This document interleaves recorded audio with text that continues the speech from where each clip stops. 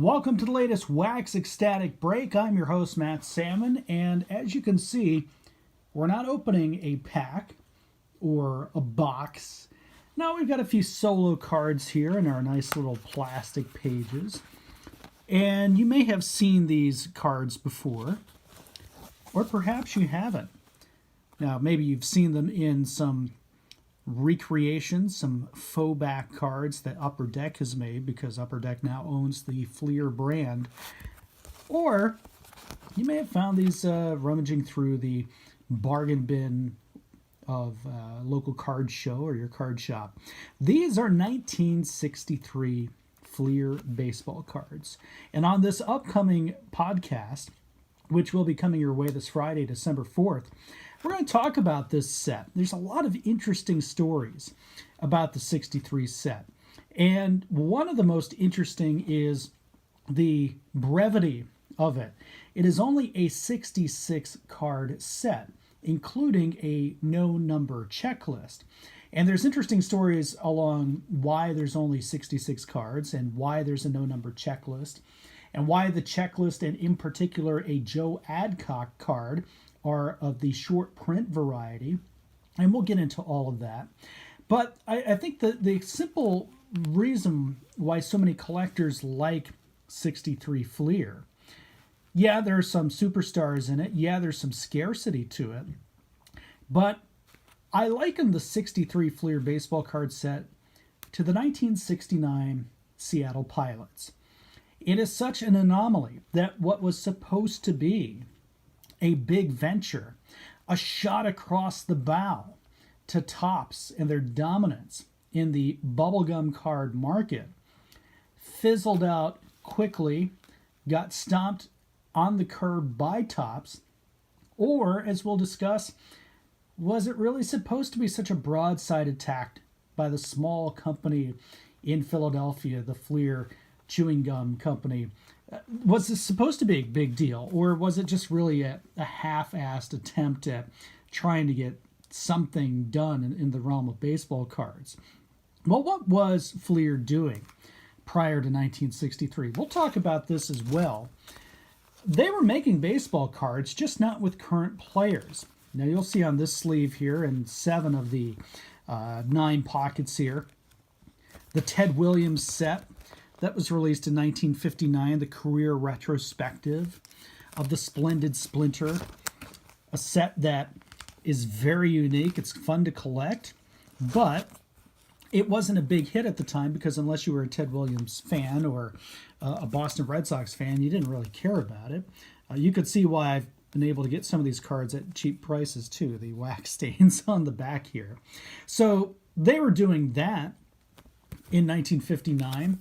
They were also in 1960 and 61 putting out sets of baseball greats. I've got this one here. This is from 61, I believe, with Burley Grimes here. So you could get full color cards of some greats from Major League Baseball. But until 1963, you didn't have current players. And that's what Fleer was trying to do. And let's take a look at one of these cards in particular. I'm going to pull out from the center square. Paul Lynde. Hello, everybody. No, actually, it's Vic Power here. Definitely not Paul Lynde.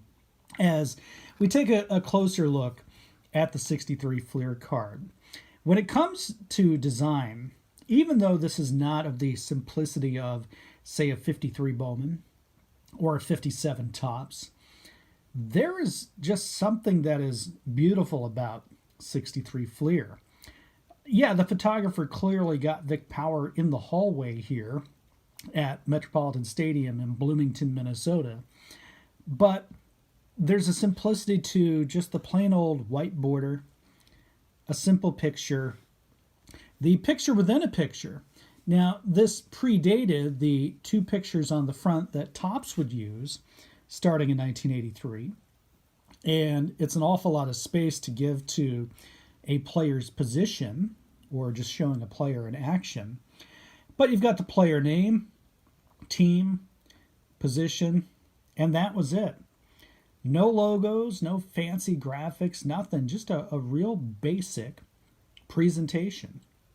And while beauty is in the eye of the beholder, as we've discussed with aesthetics, you could look at this and say, well, it's boring. Or you can look at it and say, that is a very clean and crisp design. And I prefer the latter when it comes to 63 Fleer. Now you flip the card over on the back, a very basic description on the back. Once again, the player's name, team, position, a little bit of personal information here. And then a unique combination of stats and storytelling.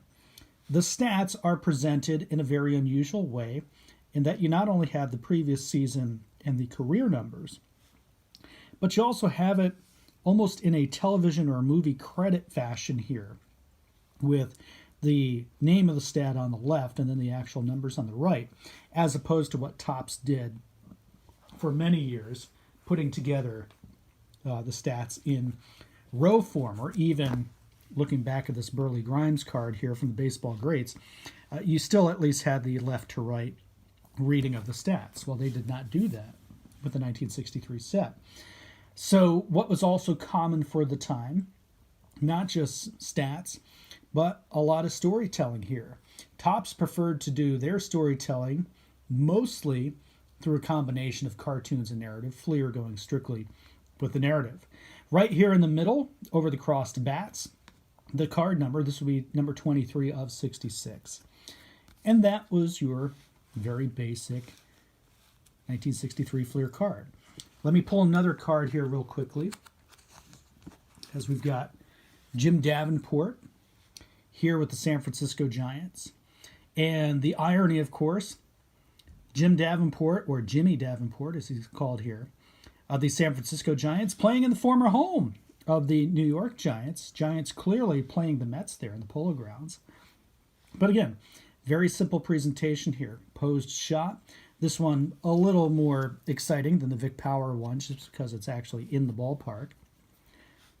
Big old space for player position. Here a defensive posture as opposed to the first baseman at bat. Team name, position, and on the back, again, everything you needed to know about Jimmy Davenport. Card number 65 of 66 in the set. So I'll also remove these other cards from the page here just so that we can show them individually. We've also got Bill White of the St. Louis Cardinals. Looks like a twilight shot here. I'm presuming this is a Sportsman's Park in St. Louis, kind of hard to tell, but clearly at the end of the game day. We've got Leon Wagner of the Los Angeles Angels. I believe that would be Yankee Stadium in the background, but don't quote me on that. And we've got another Cardinal, the legendary Kenny Boyer, third baseman here. And that is my personal 5 cards of the 1963 Fleer set that we have. And special thanks to a listener who I'll give a lot more credit to in the program for sending me a couple of these cards. I only had 2 or 3 before, but he's sent them to me in cardboard donations of late. So on this episode, we'll talk about the 1963 Fleer set, how it was somewhat of a broadside at Topps, how it did challenge Topps' legal status in the bubblegum card world, how it would help set the stage for Fleer to go with a full-on attack against Topps starting in 1974, culminating in a U.S. Supreme Court decision that effectively ended Topps' monopoly immediately, and that opened the door for Fleer to create modern baseball card sets starting in 1981. And some of the interesting stories and rumors behind the set. Again, why 66 cards? How much of an effort was Fleer putting into this? And a lot more interesting stories to be shared. That'll be happening on our next podcast. Again, Friday, December 4th, drops at noon Eastern via Audio Boom and all of our podcast channels, including Apple Podcasts, iHeartRadio, TuneIn, Stitcher, Blueberry, Spotify, Google Play. It's everywhere. It's Wax Ecstatic. And we will see you on Friday.